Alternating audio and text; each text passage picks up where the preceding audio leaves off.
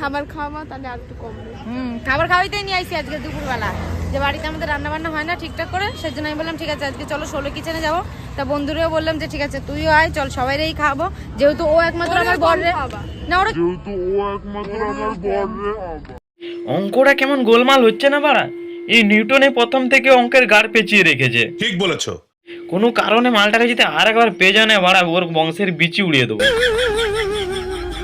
তা বন্ধুরেও বললাম যে ঠিক আছে তুইও আয়, চল সবাইরেই খাবো। ভাই এখনকার দিনে না বোঝা দেয় কে আপন কে পর, আর কে বন্ধু কে বর। বলছে বাড়া বন্ধু, বন্ধুর সাথে তলে তলে কখন কি মারিয়ে নিচ্ছে। তুই সমঝা? হ্যাঁ। বাবা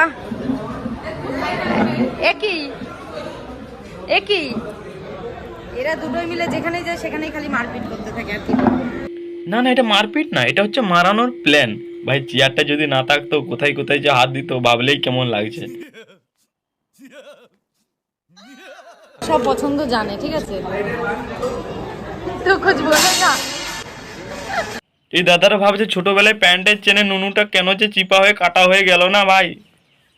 কাটা হয়ে গেলে তো ভাই কোনো আফসোস থাকতো না। কথা আর বলা যাবে না, দরজাটার একটু ডিস্টার্ব আছে, মানে এরকম করে দেখা যায় আর কি, অভাবের দিন আর কি। তার মধ্যেও হচ্ছে আমরা খুব সুন্দর করে হচ্ছে দিন কাটাচ্ছি। খালি দিনটাই কাটাচ্ছ বাড়া, আর রাতটা বৌদি তোমার কি এটা দরকার লাগে না, নাকি ওটা সিমেন্ট দিয়ে জাম করে রেখেছো? আমার গায়ে খোঁজ খবর, আমার বউ 3-4টে ছেলের সাথে প্রেম করেছে। শুধু 3-4টা? আরে দিদি না সরি, তুমি তো আবার বিনা বাড়াওয়ালা দাদা হয়ে গেছে। আরে দাদা তোমার বউ তো সোনাগাছির সিনিয়র ছিল। আমরা সবাই আসলাম, এসে সন্ধ্যাবেলা ওর সাথে কথা বলে, ও যে এত ভালো, ওর মনটা। রেখে কি হবে ওই সুন্দর মনটা যখন তোমার বরের নেই ওই কালো ধনটা। ভাই এদের লাভ স্টোরিটা একটু মন দিয়ে দেখলে না ভাই, নিজের লাইফের স্টোরিটাই ভুলে যাবে।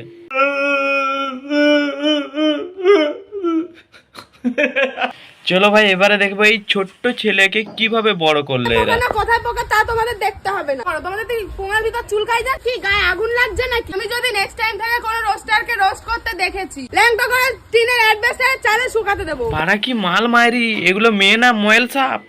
ছোট্ট ছেলেকে ল্যাংটো করে উপরে শুকোতে দিবে বলছে। আরে দিদি সরি সরি সরি, এটা বা তো বিনা বাড়াওয়ালা দাদা। আরে দাদা তোমার তো দুটো খালি শুধু পেঁয়াজ, নাই কোনো আদা, তুমি বাড়া আবার কিসের দাদা? আরে তুমি ওই ছোট্ট ছেলেটাকে শুকোতে দিবে নাকি ওই ছোট্ট ছেলের ছোট্ট জাঙ্গিয়াটাকে শুকোতে দেবে? জানি না। ও বউ, হ্যাঁ এই নাও চা আর এই বিস্কুট, আজকে এইটা খাও, কালকে দেখি বাজারে যেতে হবে না, কাজের টাকা কালকে দেবে বললো। তাই হ্যাঁ ঠিক আছে। এক সপ্তাহ তো কাজ আহা কি ভালোবাসা, বর চা করছে আর বউ খাটের উপর পা দলিয়ে খাচ্ছে। বলছি দাদা তোমার বউয়ের কি হয়ে গেছে ওই 8 মাস 9 মাস? জানি না।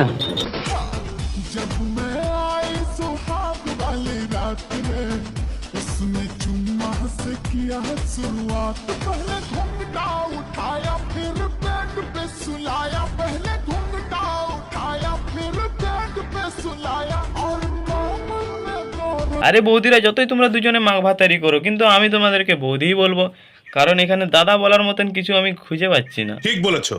ভাই একটা সিল আর একটা সিল মিলে দুজনে কোনোদিন মশলা বাটতে পারে কি? জানি না।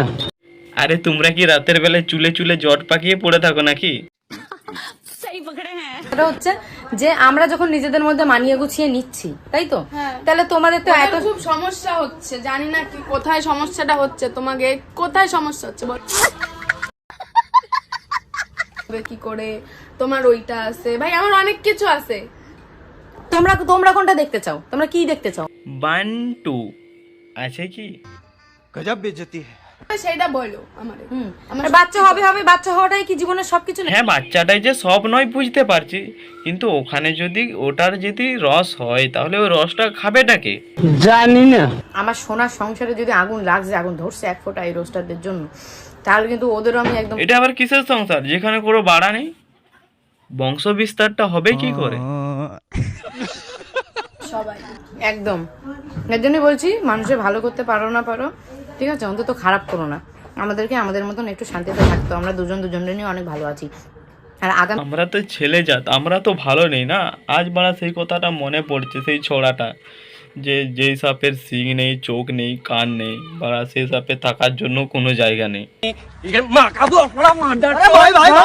যদি আমার সংসারে আগুন লাগছে তাহলে কিন্তু একদম তোমাদেরও একদম পেছনে আগুন ধরায় দেবো বলে দিলাম।